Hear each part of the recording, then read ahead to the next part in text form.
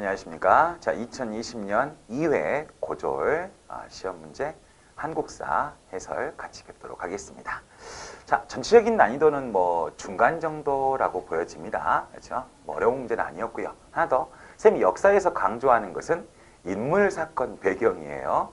우리가 보면 소설의 3요소라고 보통 많이 보던데 인물 중요하고요. 그 다음에 사건, 그리고 그 사건이 왜 일어난지 배경, 이게 역사에서는 A부터 Z까지입니다. 그래서 인물, 사건, 배경을 완벽하게 이해한다면 더 여러분들의 역사 학습에 도움이 될 것 같습니다. 대부분 우리 학원에서 준비했던 학생들 대부분 다 고득점 맞아서 되게 뿌듯하고요. 또 혹시 이거를 보면서 다음 시험을 준비하는 학생들이라면 이렇게 준비해야 되겠구나 라고 생각을 하시고 조금 더 힘내시기 바랍니다. 자, 대부분 내용들은 다 이제 단원별, 시대별이 예전과 마찬가지로 시험에 되게 고르게 출제된 편이었습니다. 그리고 뭐 여러분들이 많이 보았던 기출문제에서 대부분 유사하게 문제가 나왔어요. 특히 우리 학원 같은 경우는 모의고사나 월말고사 이렇게 여러분들이 시험 봤던 거에서 100% 출제가 되었습니다. 그러니까 어때요? 여러분들이 대부분 준비했던 문제에서 나왔다고 볼 수 있겠습니다. 그래서 보시면 실제로 시대별 왕별 업적, 또 여러 가지 인물들, 또 여러 가지 사건들, 이런 것들을 중점적으로 체크했다면 아마 웃으면서 시험에 나오지 않았을까 이렇게 생각이 되어집니다. 또 특히 우리가 보면 이제 개화기 이후부터 일제시대의 인물들이 하나씩 나오게 되는데요. 대부분 어려운 인물이 나올 수도 있는데 이번에는 김구 선생님이 나왔죠. 대부분 우리 학생들이 낯설지 않은 인물이 등장하게 됩니다. 또 거기에다 어때요?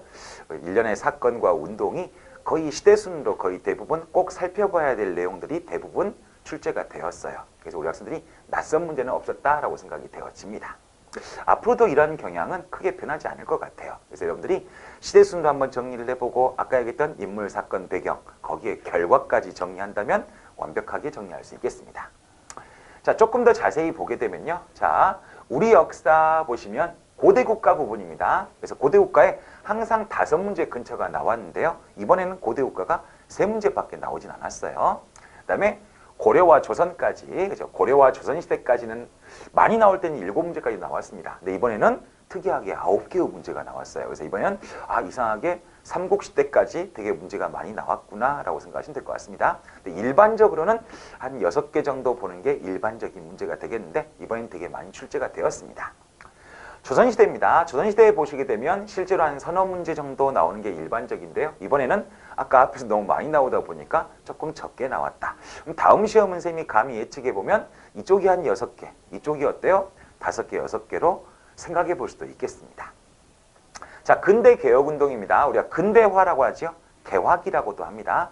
근대 개화기 하게 되면 보통 조금 여기는 좀 차이가 심해요. 좀 차이가 좀 심한 부분인데 근데 이번에는 너무 안 나왔다. 얼른 생각해도 갑신정변 말고는 떠오르는 문제가 없습니다. 그래서 이번엔 너무 적게 나왔던 부분은 다음 시험에 조금 더 배려될 가능성이 있으니까 조금 더 눈여겨봐 두시기 바랍니다. 자, 일제 식민지입니다. 뭐 2문제에서 6문제까지 뭐 많은 편차를 보이기도 하지만 일반적으로는 3문제 정도 봐주는 게 좋습니다. 어느 시대에 어떤 운동을 벌였냐? 무단 통치 기간이었냐? 문화 통치 기간이었냐? 아니면 일제가 우리 민족을 말살하려고 하는 시기였나? 시기별로 어떤 운동이 벌어졌는지 체크해 보시고요. 이번 시험에는 조만식 선생님과 연관되어 있던 물산 장려운동 뭐 이런 것들을 필두로 3문제가 출제되었습니다. 자, 민족운동에 발전하게 되면요. 이제 보통 나오기도 하고 안 나오기도 하는데요. 이번에는 한 문제가 출제가 되었고요.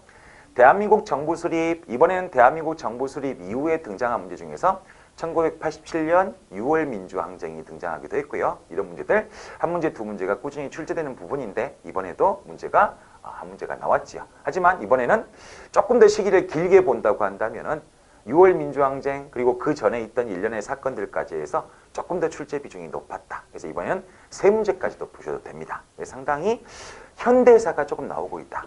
그 전까지는 고대 역사가 한 6.5 또는 7까지 나왔고요. 그 이유가 3 정도였다고 한다면 최근에는 6.5, 3.5까지 조정이 되었습니다. 그럼 앞으로는 6대 4까지도 등장할 가능성이 있기 때문에 앞에 있는 역사를 공부하는 것도 당연히 중요하지만 근현대사를 정리하는 것도 매우 중요하다고 할 수 있겠습니다. 그래서 우리 학생들이 공부하실 때 많이 물어봅니다. 어떻게 공부를 해야 되느냐? 첫 번째는 우리 학원에서 준비한 교재, 그 교재를 대부분 다 보면 어때요? 대부분 다 맞출 수가 있었어요.